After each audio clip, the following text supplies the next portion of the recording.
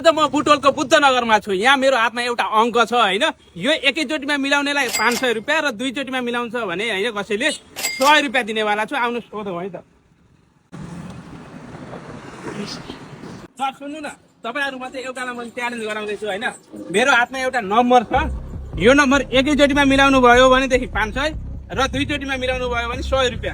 त्यसपछि मिलाउनु भएन भने पाउनु भएन है। यो 0 देखि 9 सम्मको अङ्क छ। नभन्नुहोस्। हजुर एकैचोटिमा मिलाउनु भयो 500 पाउनु भयो है त। 8 भन्नुभयो। 8 मिलेन। अर्को अब लास्ट चान्स 0 मिलेन। दुईटै मिलेन सर। यो अङ्क थियो 3 होइन मिलेन। पार्टिसिपेट हुनुभयो धन्यवाद है त। म अरूलाई सोध्छु है त अब। Thank you so much.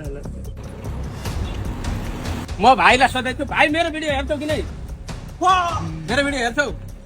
एउटा च्यालेन्ज लिएर आएको छु। मेरो हातमा एउटा नम्बर छ 0 देखि 9 सम्मको होइन। एकैचोटिमा मिलायो भने 500 रुपियाँ दिन्छु। दुईचोटिमा मिलायो भने 100 रुपियाँ दिन्छु। 0 देखि 9 सम्मको नम्बर ल गेस गर।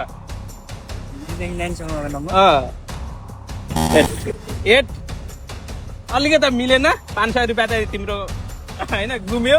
ल अब लास्ट चान्स छ। ल भन छिटो भन छिटो। 5 त्यो पनि मिलेन। कस्तो अनलकी दिए यार तिम्रो आज यार। ल नेक्स्ट ट्राई गरौँ ल है त।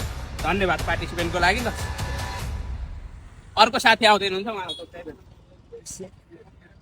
साथी सुन्नु न, मेरो हातमा एउटा नम्बर छ होइन। यो नम्बर एकैचोटिमा मिलाउनु भयो भने मैले 500 रुपियाँ दिन्छु र दोस्रो चोटिमा मिलाउनु भयो भने 100 रुपियाँ पाउनुहुन्छ। 0 देखि 9 सम्मको नम्बर हो। ल ट्राई गर्नुहुन्छ। 3 ओ माई गॉड कङ्ग्रेचुलेसन।